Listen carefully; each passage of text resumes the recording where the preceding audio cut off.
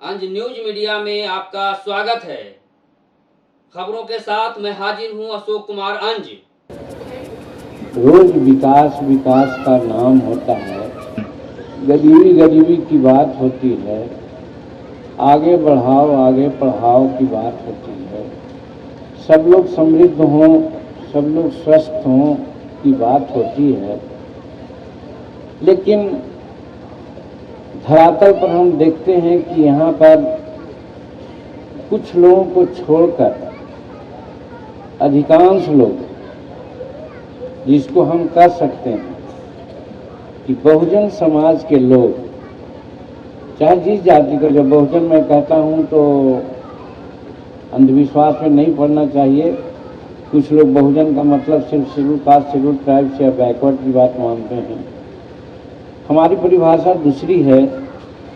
हम बहुजन उसको कहते हैं जो गरीबी के दंश से पीड़ित हैं, और वो सभी जातियों में हैं, सभी संप्रदाय में हैं। इसीलिए हमारे हिंदुस्तानी अवाम मोर्चा सेकुलर का प्रथम सिद्धांत है कि हम दुनिया में दो ही जात को मानते हैं। दुनिया में दो ही जात है, एक अमीर की और एक गरीब की। सभी गरीब में गरीब होते हैं सभी जात में, अमीर होते हैं सभी जात में। प्रतिशत का फेरा है। तो हम बहुजन उनको कहते हैं जो गरीब हैं। उन बहुजनों की स्थिति आज क्या है, हम अगर देखते हैं तो हमको लगता है कि हमारी गाड़ी पैसेंजर से भी कम चली है, पैसेंजर की गति से भी कम चली। शिक्षा की कमी। आज हिंदुस्तान की जो शिक्षा है, 76% लोग कहते हैं, 75-76% लोग साक्षर हो पाए हैं। क्यों? अमृतसर अमृत वर्ष मना लिया, 75 साल गुजर गए, और शिक्षित बनो का नारा हमारे अम्बेडकर साहब ने दिया, और शिक्षा पर बहुत खासी बजट खर्च किया जा रहा है। बिहार में तो 40% बजट का शिक्षा पर ही खर्च होता है। तो फिर आखिर ये गति क्यों कि हम 75% ही अभी साक्षर बने? 75% graduate post graduate degree holder नहीं, 75% साक्षर हुए। अगर शेड्यूल कास्ट शेड्यूल ट्राइब्स की बात करते हैं तो हमारी साक्षरता मात्र 28% है या 30%। क्यों? आम जन 76% साक्षर हैं और शेड्यूल कास्ट शेड्यूल ट्राइब्स 30% साक्षर हैं। आखिर कितना शताब्दी लगेगा हमको 76% साक्षर होने में या फिर 100% साक्षर होने में? ये सोचना पड़ेगा। और भी अगर मीमांसा हम करते हैं कि शेड्यूल कास्ट को अगर जो मनुवादियों ने बांटा है जात में, हम भी बंट गए हैं। मनुवादियों का ही दोष नहीं है कि आज हरिजन हैं, आदिवासी हैं, अति पिछड़ा हैं। उसमें भी क्या तो दुसाध हैं, चमार हैं, भूया हैं, पासी हैं, धोबी हैं, नगवा हैं, प्रजापति हैं, इत्यादि इत्यादि हैं। सब लोग बांटा है और हम लोग बंट गए हैं। वो हिसाब से भी अगर इसको देखते हैं तो एक भूया समाज है जिसकी साक्षरता दर 7% है, 7, और उसकी महिलाओं की साक्षरता दर 3% है। आप जोड़ सकते हैं। हमारे विकास का सबसे बड़ा विधा शिक्षा है। बाबा साहब ने भी सबसे पहले बताया कि शिक्षित बनो, और उसके बावजूद भी आज ये स्थिति क्यों, ये प्रश्न उठता है। इसका कारण यही है कि हमारे बहुत से स्वयं सेवी संस्था है, बहुत से स्कूल चलाने वाले हैं, बहुत से मिशनरी हैं क्रिश्चियनों का या और सब लोगों का। वो सिलेक्टेड हमारे 10, 20, 5 लोगों को पढ़ाते हैं। 1, 2%, 3%, 5% लोग पढ़े जाते हैं। लेकिन बाई एंड लार्ज जो 95% हैं उनकी स्थिति जैसी की तैसी रह जाती है। उसका उपाय क्या है? अपने बच्चों को कहाँ पढ़ाते हैं? प्राइवेट स्कूल में। प्राइवेट स्कूल में कितना खर्च होता है? 10 लाख, 12 लाख, 15 लाख, 20 लाख सालाना। वो साधारण आदमी चाहे जिस जात का हो उसके बस की बात नहीं है कि 15 लाख या 20 लाख सालाना खर्च करेगा, लेकिन दूसरे लोग खर्च करते हैं। और यही कारण है कि जब नौकरियां की बात आती है तो हमारे गरीब के बच्चे तेज होते हैं, बहुत कुशाग्र बुद्धि के होते हैं, लेकिन मौका उनको नहीं मिलता। मौका वही बड़े लोगों को मिल जाता है और उसके बल पर वो बड़े बड़े पदों पर आसीन हो जाते हैं। बड़े बड़े पदों पर आसीन के बाद अगर एक बात और सामने आती है, हो सकता है कहीं कहीं इसके बारे में लोग हमारे बारे में बोल देते हैं कि आज न्यायपालिका है, न्यायपालिका की सुपरमेसी है इस डेमोक्रेसी में। राइट कह दे, रॉन्ग कह दे, न्यायपालिका की बात को मानना होगा। लेकिन है कौन? समूचे हिंदुस्तान में 172 परिवार है और वही 172 परिवार में जितने भी जज हिंदुस्तान में हैं 95% वही 172 परिवार में से हैं। होता क्या है, हमारे गरीबों का केस जाता है, जेन्युइन केस जाता है, वो फॉल्स हो जाता है, और दूसरे का फॉल्स केस होता है वो जेन्युइन हो जाता है। यही कारण है कि हमको न्याय नहीं मिलता। आज यहाँ क्या है, 10 प्रकार की शिक्षा है। एक सीबीएसई की शिक्षा है, 99% नंबर आता है, 99.5 आता है। और एक बोर्ड की परीक्षा है, बहुत तेज मेरा बेटा भतीजा होता है, वो 80% लाता है, 85% लाता है। लेकिन नौकरियों में यदि कट ऑफ मार्क्स की बात आती है तो 90 और 92% कट ऑफ मार्क्स होता है, तो छट जाते हैं। तो यहीं तो इसीलिए उन्होंने कहा था कि कॉमन स्कूलिंग सिस्टम होनी चाहिए, सबको एक तरह की शिक्षा देनी चाहिए, एक समान शिक्षा होनी चाहिए। इस शिक्षा के बारे में क्यों नहीं कोई सोचा कि गरीब के बच्चे क्यों नहीं पढ़ रहे हैं? हम 1962 में मैट्रिक पास किया था, 1966 में गया कॉलेज से ऑनर्स के साथ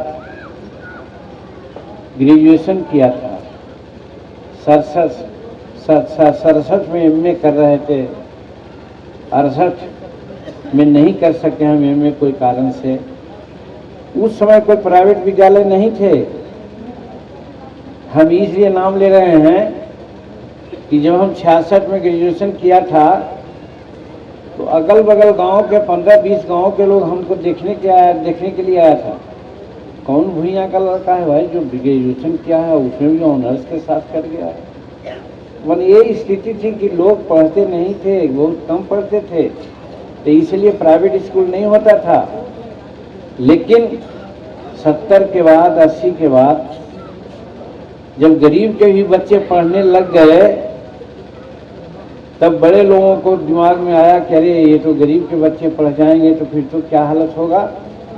तब उन्होंने दोगली शिक्षा नीति अपनाई और प्राइवेट स्कूल की बच्चे बनाई कि प्राइवेट स्कूल में तो पैसा नहीं दे सकेगा गरीब के लोग, तो अमीर के बच्चा गरीब पढ़ेगा प्राइवेट स्कूल में और गरीब का बच्चा पढ़ेगा सरकारी विद्यालय में। आज सरकारी विद्यालय का हालत खराब होने का खास कारण यही है।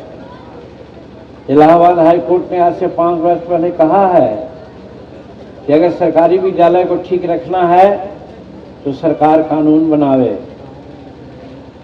कि चाहे राष्ट्रपति का यहाँ जज का बेटा हो या चपरासी का बेटा हो, सबको सरकारी विद्यालय में पढ़ना होगा। अगर ये व्यवस्था हो जाए तो जज साहब की आंखें भी सरकारी विद्यालय पर रहेगी और गरीब के लोग का भी रहेगा कि स्कूलों में क्या हो रहा है। अब आज स्कूल में तो सिर्फ खिचड़ी के नाम पर हमारे बच्चा थाली ढंढना के जाते हैं, थाली ढंढना के आते हैं, मास्टर साहब बड़ा मौज से आते हैं और चले जाते हैं। मेरा कहने का मतलब ताली बजाना नहीं है भैया, आंसू बहाने का ये चीज़ है, विचार करने का चीज़ है। कितना बड़ा षड्यंत्र हो रहा है हमको नीचे रखने का, ये समझने का चीज़ है। और बड़े लोग तो चालाक हैं। हम जब यहाँ तो कहते हैं तो अलग बात है, छोटा सा मजलिस है आपका, हम तो मुख्यमंत्री के रूप में भी रहे हैं। वो जो सत्ता में जो अभी तक हैं वो हमारे नहीं हैं, यहाँ के नहीं हैं, बाहर के रहने वाले लोग हैं। हम लोग यहाँ के मूल निवासी हैं और बाहर के लोगों को हमसे क्या हमदर्दी है। हमदर्दी विशेष रूप में इसलिए हो गई कि जब बाहर से आए थे, मध्य एशिया से आए थे लुटेरा बन के, तो महिलाएं नहीं आई थी, सब लुटेरा का गैंग आया था। अब यहाँ बस गए तो यहाँ महिलाओं के साथ संबंध हुआ, उनके भी बाल बच्चे हुए, उसी में हम लोग आज तक हैं। तो मानसिकता हमारी वही है। लेकिन जो बैकवर्ड करते हैं, जो शेड्यूल कास्ट करते हैं, जो आदिवासी करते हैं, नहीं उनके बात को अजीत को माना तो उन्होंने पलायन किया। और पलायन कर गए तो जंगलों में चले गए तो आदिवासी हो गए, प्लेन में एरिया में रहे तो हरिजन और बैठक पीछे हो गए। बाकी जो हैं सो हैं, लोग काम कर रहे हैं। तो उनका कभी भी हमारे विकास में अभिरुचि नहीं है, ये समझने की बात है। मैं इसीलिए कह रहा हूँ पंचायती राज है, पंचायती राज है, बहुत अच्छा है, हो रहा है, करना चाहिए। लेकिन मर्ज हमारा कहाँ है, इसको समझना चाहिए। 1982 में विधानसभा में एक शब्द को कहा था तो बड़ी गाली दिया मिल जाता हमको, और शेड्यूल कास्ट के लोग यानी हरिजन भाई एमएलए ही गाली दिया था। हम कहा था कि हमको इंदिरावास मत दीजिए, तो लोग अरे जीतन जी पगला गया है क्या। हमने कहा था कि हमको इंदिरावास बनाने लायक बनाइए, यानी हम आज बीए में कर गए हैं तो आज एमएलए हो गए हैं, हमारा भाई इंस्पेक्टर पुलिस हो गया है, तो हम अपने इंदिरावास एक जगह नहीं, हम 4 जगह इंदिरावास अपना घर बना लेंगे। लेकिन हम पढ़ेंगे तब ना, हम जॉब करेंगे तब ना, हम व्यापार करेंगे तब ना। इसलिए इंदिरावास मत दिए हमको, उस लायक हमको बनाइए। बड़ी हंसी हुई थी, बड़ी गाली हमको सुनने में आया मिला था। लेकिन आज दिल पर हाथ रख के रखिए कि जो पढ़ लिख गया, जो नौकरी में आ गया, जो व्यापार कर रहा है, वो अपना मकान अपने ढंग से बनाता है। इंदिरावास एक मॉडल है, जैसा दे दिया गया उस तरह से बनाया जाता है, और वो भी 17वीं शताब्दी का मॉडल है। आज है उसमें कि 2 घर रहे, उसमें कैटल शेड रहे, स्नानागार रहे, बाथरूम रहे, ये सब चीज़ की व्यवस्था है, आज नहीं है। ये व्यवस्था करेगा तो आज 5 लाख बनेगा। हम मुख्यमंत्री थे तो ऐसा ही कल्पना करके भारत सरकार से पैसा लाने का प्रयास किया था, 3 लाख रुपया लग रहा था। हम बीच में चले गए इसलिए, नहीं तो हम उस तरह का लागू कर देते। हमारा कहना है कि आज एक सभ्य परिवार को रहने लायक इंदिरावास नहीं मिलता, नहीं बनता है। आज यहीं बांट दिया कि अमुक लोग ऐसे मकान में रहते हैं और अमुक लोग ऐसे मकान में रहते हैं। तो विभेद तो यही है, समानता कहाँ है। संविधान में तो दिया है समानता, तो खाली कहने से होगा। पढ़ाई में है तो हमको सबको शिक्षा एक समान होना चाहिए, सबको पढ़ने का अधिकार है, यही तो अधिकार है। अमीर का बच्चा 15 लाख दे करके 99% ला रहा है, और गरीब का बच्चा जाता है स्कूल में तो मास्टर साहब 12 बजे आते हैं और जाते हैं 3 बजे। हमारे बच्चे नहीं पढ़ते हैं। हमारा कहने का मतलब है कॉमन स्कूलिंग सिस्टम लागू हो। अंबेडकर साहब को याद हम करते हैं। राजनीति एक चाबी के समान है और विकास एक ताला है, बिना चाबी के ताला नहीं खुलती। उसी प्रकार से बिना राजनीति के आपका विकास नहीं हो सकता। हमारा विकास कहाँ मारा गया, गांव छोटा है। हम बड़े बड़े मीटिंग में दिल्ली में भी बोलते हैं, इस बात को हंकर के बोलते हैं बड़ी हमारी इसमें आलोचना होती है। जीतन मांझी ऐसा बोलता है। क्या हम बोलते हैं? हम बोलते हैं कि हम गरीब हैं, दूसरे लोग अमीर है, और बाबा साहब ने हमको शिक्षित होने का अधिकार की बात की थी, लेकिन आज हमें शिक्षा उचित नहीं दी जा रही है और शिक्षा हमसे छीनी जा रही है, और शिक्षा के नाम पर सारा पैसा खर्च हो रहा है जो दूसरों के लिए जा रहा है, हमारे लिए नहीं होता। बड़ी चर्चा इसकी होती है। हम कहना चाहते हैं कि राजनीति की जब बात हमने किया, इसीलिए किया कि सब आप पर निर्भर है, जमहूरियत है, प्रजातंत्र है। जब वार्ड सदस्य लोग आते हैं, महिलाएं आती हैं, खुशी की बात है। इसको मैं मानता हूं कि नीतीश कुमार जी का प्रयास इधर रहा, पंचायतों में, त्रिस्तरीय पंचायतों के चुनाव में महिलाओं को उन्होंने आरक्षण की बात दी, तो आज महिला नजर आ रही है हर पदों पर। लेकिन कहना क्या है इसमें? कहना हमारा यही है, साफ कहना है कि जब तक हम राजनीति की चाबी नहीं प्राप्त करेंगे, तब तक हमारा विकास नहीं होगा। कि शेड्यूल कास्ट के लिए सेपरेट इलेक्टोरल बनाइए, शेड्यूल कास्ट का जो रिप्रेजेंटेटिव होगा उसको शेड्यूल कास्ट वोट देगा, तभी उसका विकास होगा। आज काउंसिल में जाता है ग्रेजुएट, टीचर और निगम निकाय वाला लोग, तो उसी की चर्चा करता है। हम मंत्री रहे हैं, मुख्यमंत्री रहे हैं, हम लोग जवाब देते हैं। वो दूसरी बात नहीं करता, क्योंकि उसको टीचर ने वोट दिया है, नगर निकाय का लोग वोट दिया है। उसी प्रकार से अगर शेड्यूल कास्ट का सेपरेट इलेक्टोरल रहता और चुन के जाता, सिर्फ उसको शेड्यूल कास्ट ही वोट देता, तो आज शेड्यूल कास्ट भिखमंगा नहीं होता है, आज भिखमंगा नहीं होता है, आज कहीं आगे बढ़ जाता। तो हमको वहीं छीन लिया गया 1932 में। अब चालाक लोग अपनी चालाकी समझ गए और आज सेपरेट इलेक्टोरल के अधिकार से हमको वंचित कर दिया। और ये कारण है कि हम वोट देते हैं, लेकिन हम वजीरगंज नहीं जा पाते हैं, फतेहपुर नहीं जा पाते हैं, हम तो खेती गृहस्थी में लगे रहते हैं। और जो वोट नहीं भी देता है या 5 वोट देता है, मोटा मोटा माला ले जाकर के पहले उसको पहनाता है और कहता है कि साहब हम ही वोट दिया है आपको। अब इसी पर सब काम उसका हो जाता है और जिसने वोट दिया उसका नहीं होता। यहीं पर हम मार खाए हैं।